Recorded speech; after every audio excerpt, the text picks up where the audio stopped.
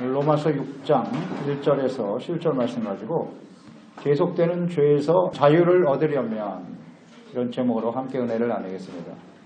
어느 설교자가 많은 성도들을 대상으로 하나님의 말씀을 증거하고 있었습니다. 여러분, 이 세상에서 가장 무거운 것이 무엇인 줄 아십니까? 그것은 바로 죄악의 짐입니다. 이 죄악의 짐을 벗어버리고 우리가 자유를 누리며 살아가는 것, 이것이 참된 행복입니다. 이렇게 말씀을 전했습니다. 이때 한 젊은이가 질문을 했습니다. 자, 그러면 그 죄악의 짐이 얼마나 무겁습니까? 나는 지금까지 살아오면서 이 죄악의 무게를 전혀 느끼지 못하며 살아가고 있습니다.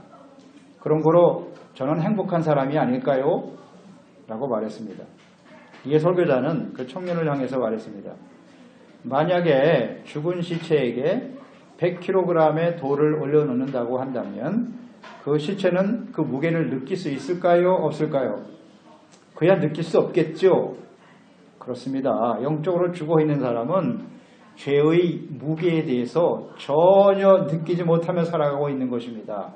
만약 어떤 사람이 자신에게 주어진 죄악의 짐과 무게를 느끼고 심각하게 생각하며 살아가고 있다면 그 사람은 구원받을 가능성이 있는 사람이거나 영적으로 살아있는 사람입니다. 라고 말했습니다. 그리스도인들에게 있어서 가장 큰 기쁨은 죄사함의 기쁨일 것입니다. 죄로 인해서 죽어 마땅한 사람들, 영원한 사망에 처할 수밖에 없는 사람들이 그들을 구원하기 위해서, 죄에서 자유함을 얻게 하기 위해서, 용서해 주시기 위해서 하나님께서는 그 아들 예수 그리스도를 이 땅에 보내셨고 우리의 모든 죄악의 짐을 대신 그리스도께 지게 하셔서 십자가에서 죽게 하셨습니다. 그 놀라우신 구속의 은혜로 말미암아 우리가 죄사함 받고 의롭다함을 얻었다라고 하는 이 기쁨보다 더 큰 기쁨은 없을 것입니다. 하지만 죄사함의 기쁨을 누리며 살아가는 그리스도인들이라고 할지라도 그 기쁨이 계속되지 못한다는 것입니다. 죄를 용서함 받고 의롭다함을 얻은 이후에도 그리스도인들은 끊임없이 죄책감의 짐을 짊어지고 살아가기 때문입니다. 죄사함 받고 의롭다함을 받았지만 여전히 죄 가운데에서 죄의 종노릇하며 살아가고 있는 우리의 모습을 발견하게 됩니다.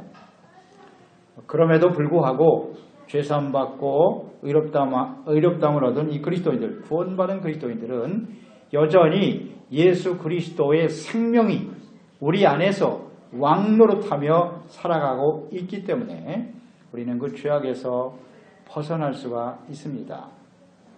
하지만 이런 생각도 하게 되죠. 계속해서 죄를 지고 살아가는 것을 정당화시키기 위해서 죄가 있는 곳에 은혜가 더한다고 하였으니, 하나님이 더 큰 은혜를 주신다고 하였으니 더 큰 은혜를 받기 위해서 죄를 지어도 괜찮다 라고 생각해서는 안 되는 것입니다. 오늘 로마서 6장 1절에 말씀하죠. 그런즉 우리가 무슨 말을 하리요? 은혜를 더하게 하려고 죄에 거하겠느냐? 더 많은 은혜를 받기 위해서 함부로 죄를 짓고 살아도 되겠는가? 라는 질문이죠.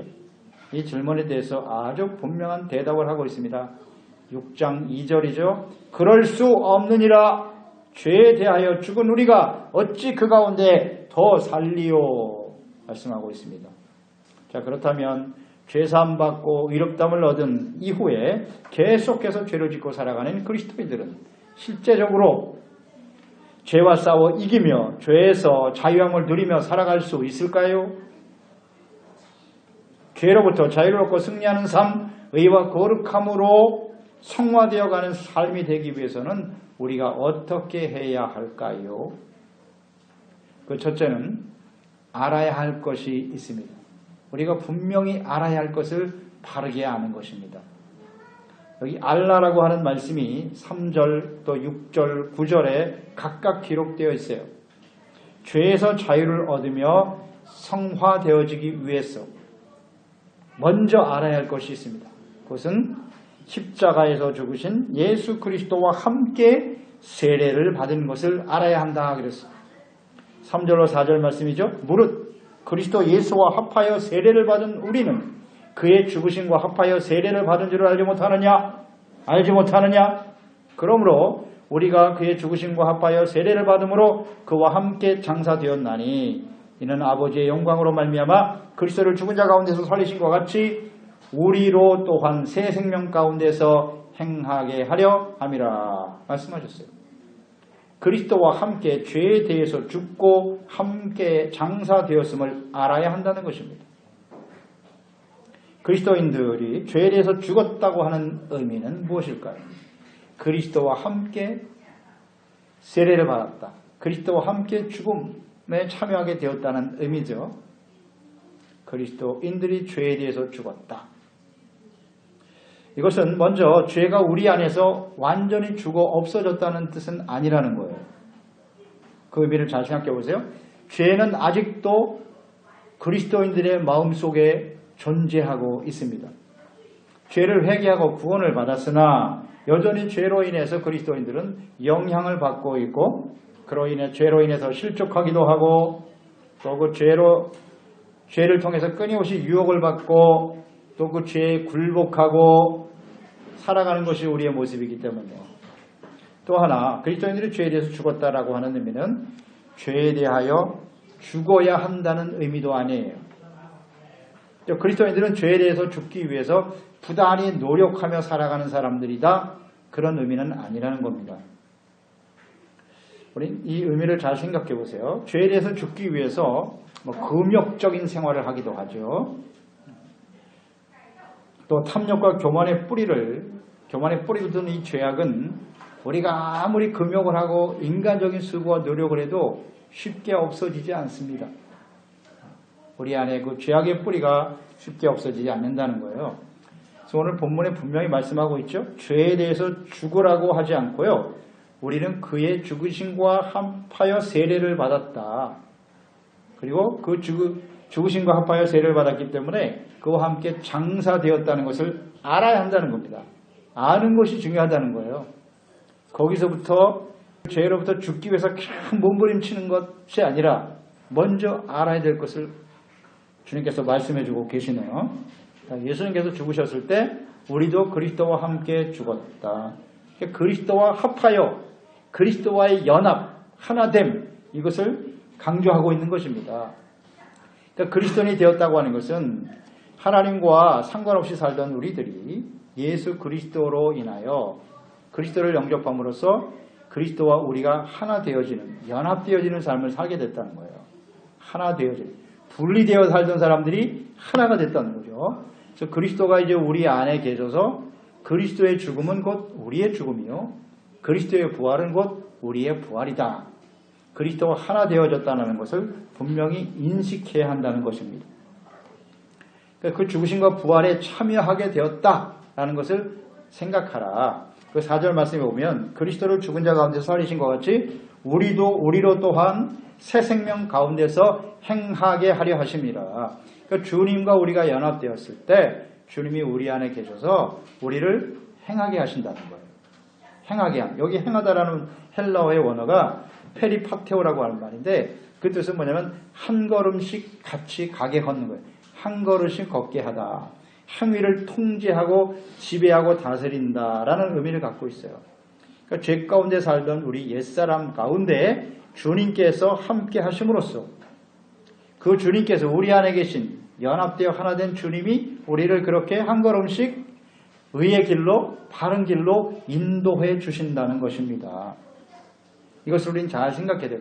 그리스도와의 연합, 우리를 인도하고 행하게 하시는 분이 하나님이시다. 이끌어 주신다라고 하는 것이죠.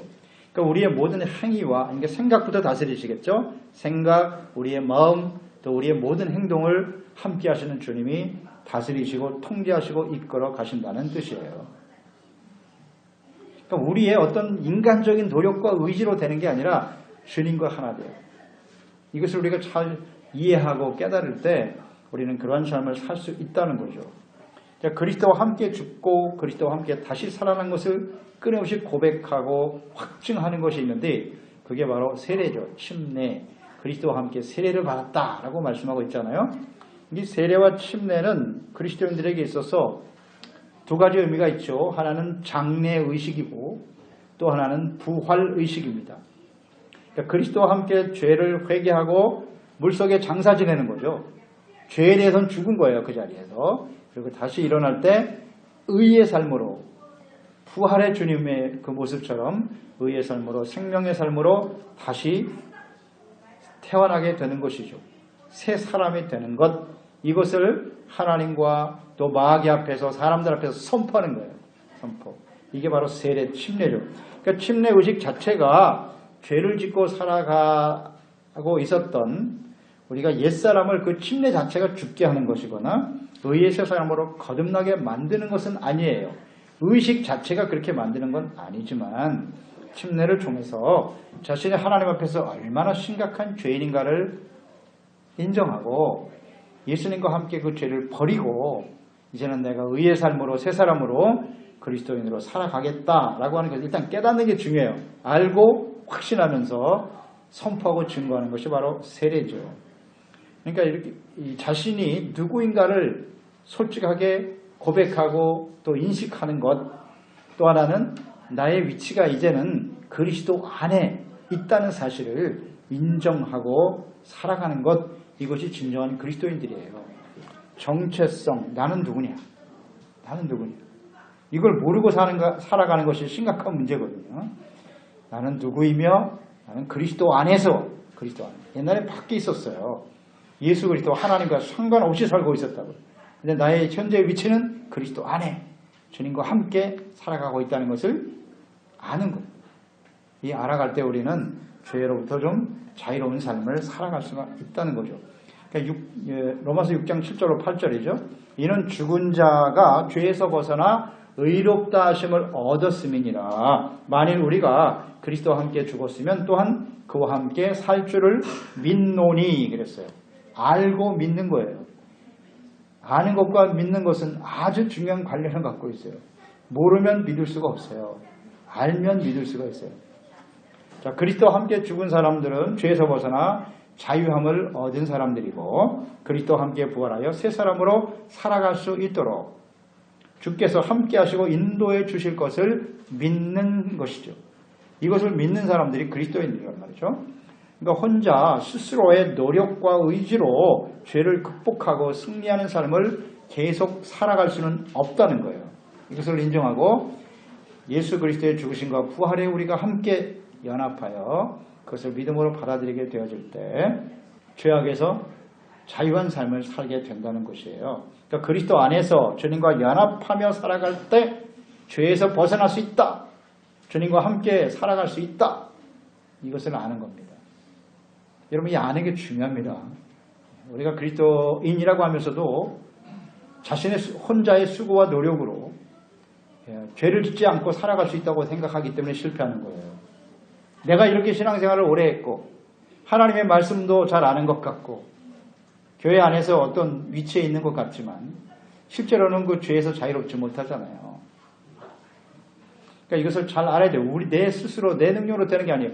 주님 안에 주님과 함께 하나님이 나의 생각과 삶을 통제하고 다스리실 때만이 나는 그 죄악에서 벗어날 수 있다라고 하는 겸손한 마음. 그러니까 그러기 위해서는 끊임없이 하나님께 기도하면서 주님의 말씀에 귀를 기울이는 삶이 필요하겠죠.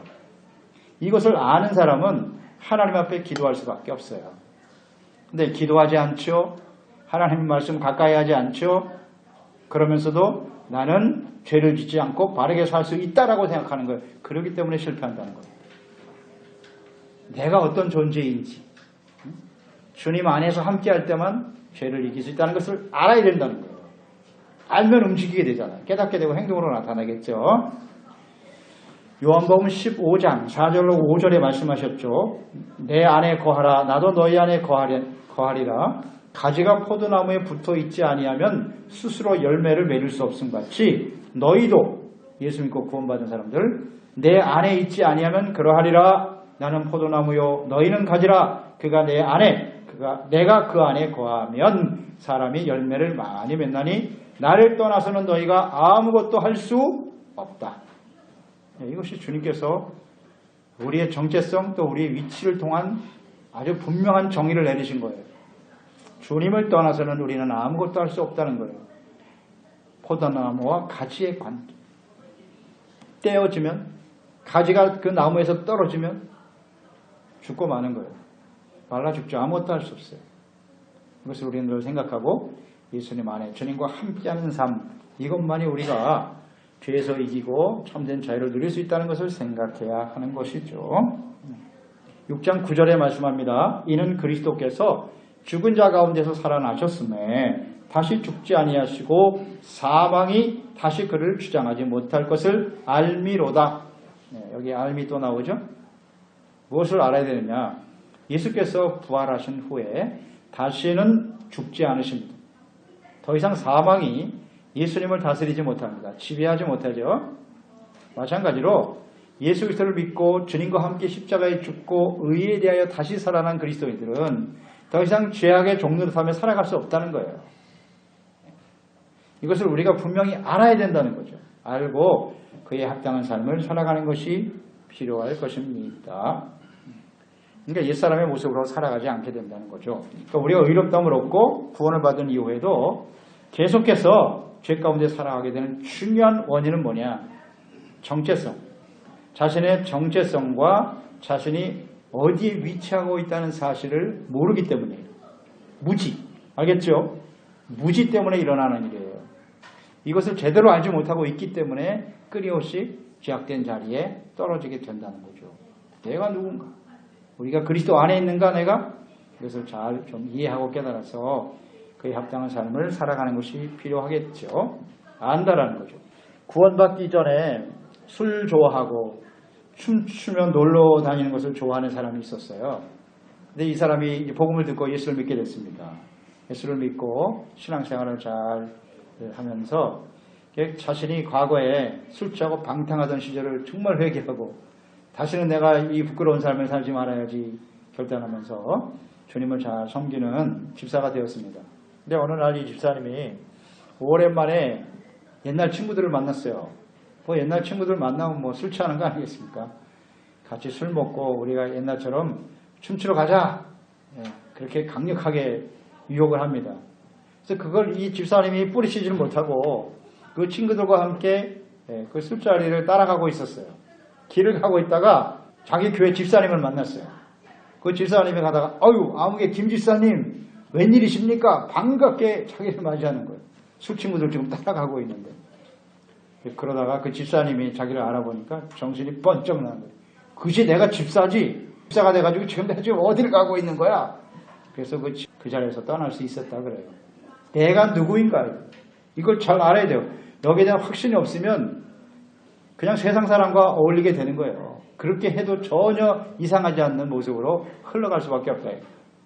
그래서 언제든지 내가 누구인지, 내가 지금 술집 안에 있어야 되는지, 교회 안에 있어야 되는지, 지금 예배 안 드리고 교회 안 가고 어디 가세요? 이게 말 한마디.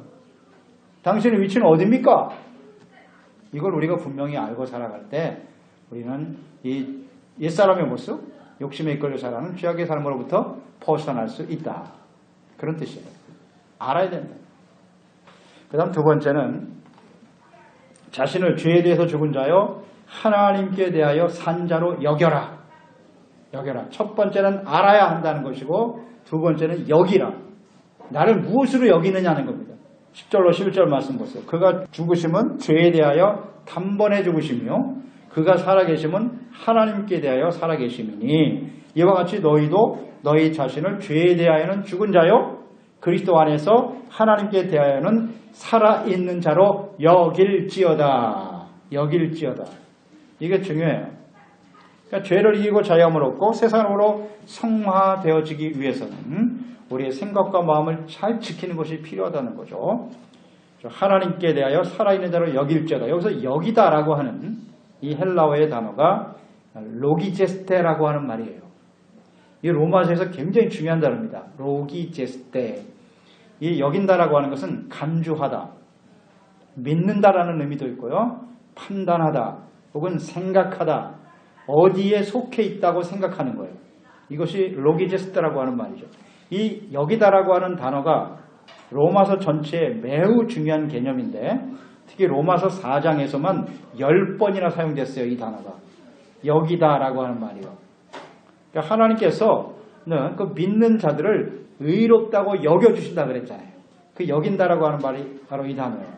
그래서 로마서 4장 22절 24절에 보면 그러므로 그것이 그에게 의로 여겨졌느니라. 그에게 의로 여겨졌다 기록된 것은 아브라함만 위한 것이 아니요 의로 여기심을 받을 우리도 위함이니 곧 예수 우리 주를 믿는 자 죽은 자 가운데 살리신 이를 믿는 자니라. 의롭다고 여겨주신다는 거예요. 우리가 예수를 믿고 구원받았다고 해서 완전히 의인이 된 건 아니죠. 하나님께서 예수님의 십자가의 구속의 은혜를 믿는 자에게 의롭다고 여겨주시는 거예요. 너는 이제 옛날엔 죄인이었지만 지금은 하나님의 의인이 되었어. 그렇다고 해서 완전하지는 못하더라도 나는 너를 의로운 사람으로 인정해 라고 말씀하신 거잖아요.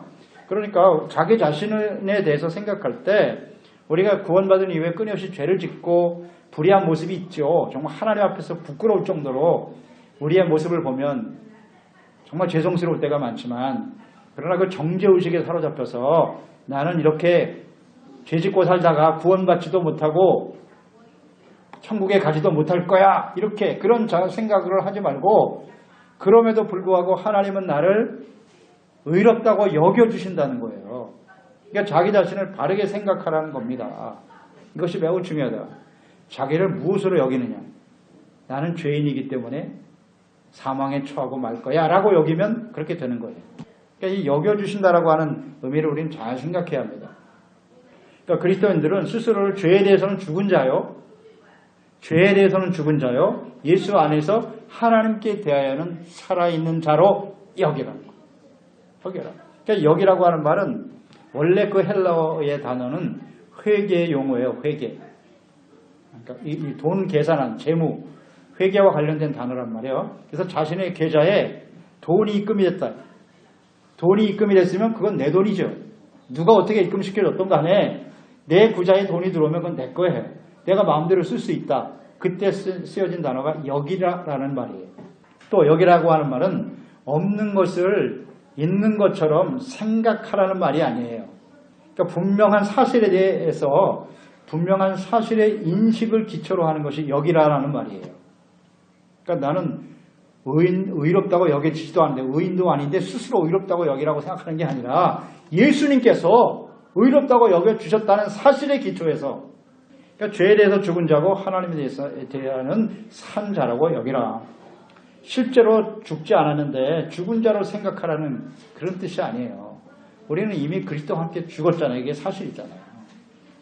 그러나 아직 온전하지 못하기 때문에 죽음의 행실을 자꾸 이렇게 따라가는 것일 뿐이지 그리스도와 함께 죽었고 그리스도와 함께 살았다. 이건 사실이다. 그 인식의 기초에서 자기를 그렇게 생각하고 여기라는 것 이것이 대단히 중요한 거죠. 그러니까 나는 하나님의 자녀다.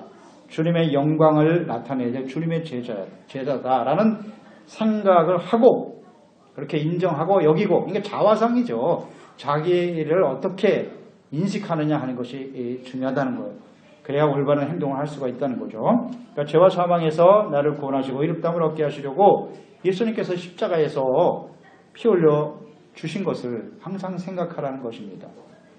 또 그리스도인의 정체성을 바탕으로 해서 마땅히 그리스도인답게 살아가야 한다는 인식, 생각 이것을 늘 하며 살아가는 것이 대단히 중요하다. 우화에 보면 거지와 왕자의 이야기가 있죠. 오늘날 임금이 민생 시찰을 나갑니다. 근데 임금에게는 아들이 없어요. 시찰에 나갔다가 한 다리 밑에서 거지 소년을 만났어요. 근데 행색은 거지인데 그 소년을 가만히 보니까 눈빛이 초롱초롱하고 그 말이나 하는 거 보니까 아주 총명해. 그래서 왕이 그 거지가 마음에 들었어요. 그래서 데리고 가요. 그래서 왕궁으로 데려갔어요. 궁궐로.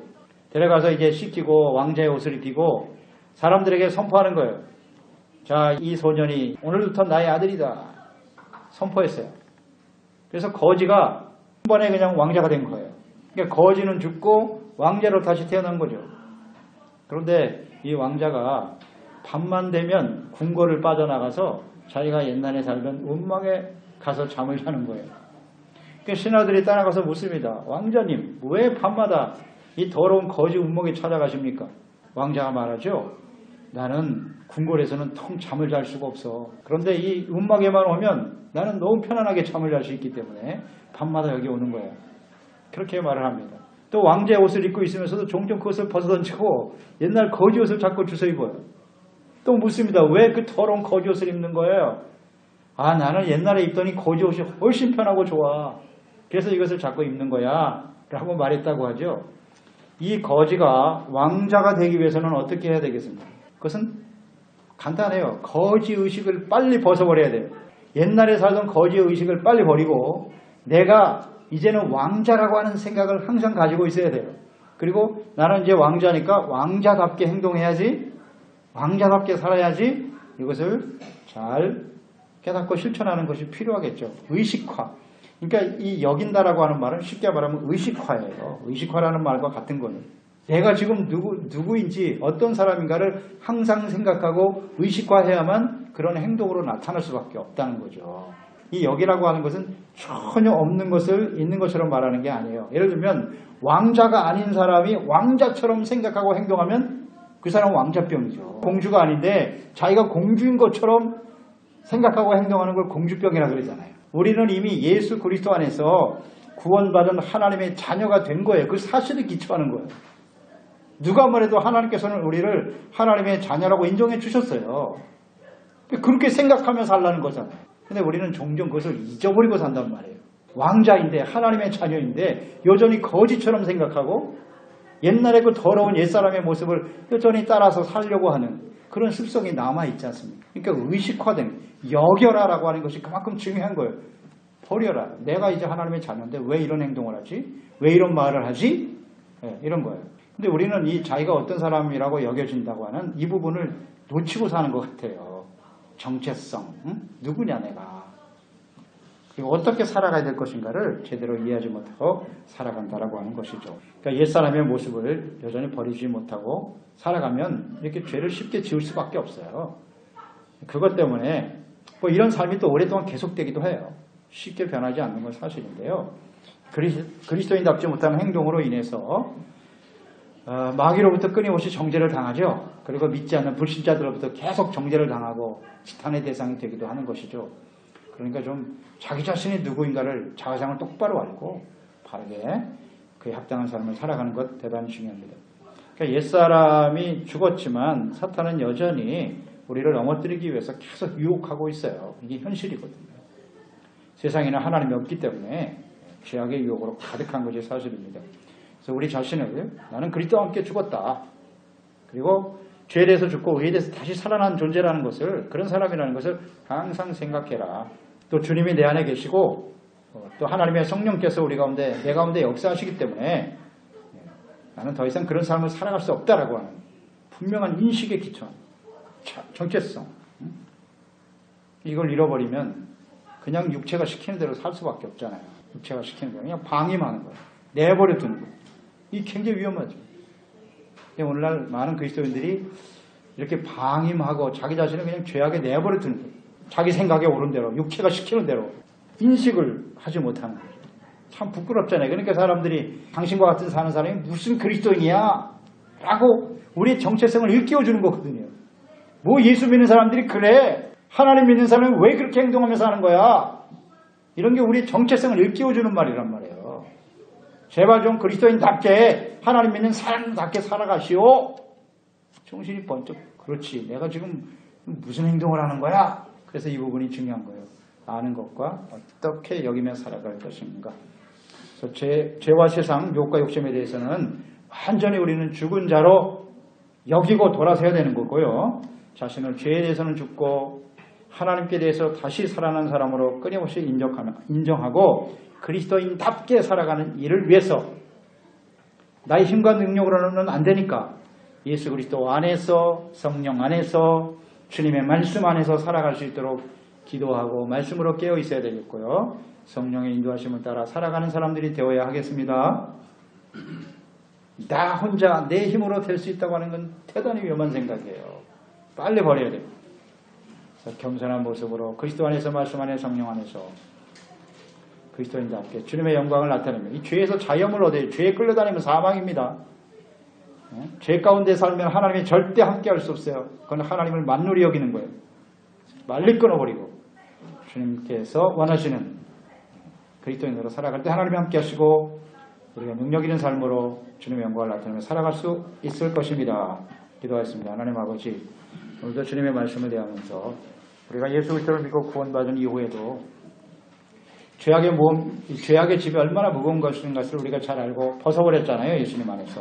십자가 밑에 분명히 벗어버리고 용서받고 의롭다함을 얻게 되었는데, 그런데 그 이후에도 끊임없이 죄악의 짐으로 인해서 무거운 짐을 지고 고통하며 살아가고 있는 것이 현실이죠. 이 죄악의 짐을 벗어버리고 죄로부터 자유함을 누리며 살아가기 위해서는 어떻게 해야 하는가, 오늘 말씀 속에서 간단히 요약이 됩니다. 우리가 알아야 할 것을 알고 또 우리 자신을 어떻게 여기며 스스로의 정체성 또 그에 합당한 삶을 살아가야 된다 하는 것을 항상 생각하고 인식하고 살아갈 수 있는 저희들이 되게 하여 주옵소서. 이것이 바로 근신하고 깨어있으라는 의미겠죠. 내가 누군지, 어떤 자화상을 가지고 살아가는지, 이것이 곧 우리의 삶으로 구체적으로 나타내기 때문인데요. 오늘 다시 한번 말씀을 통해 새롭게 하신 은혜를 감사드립니다.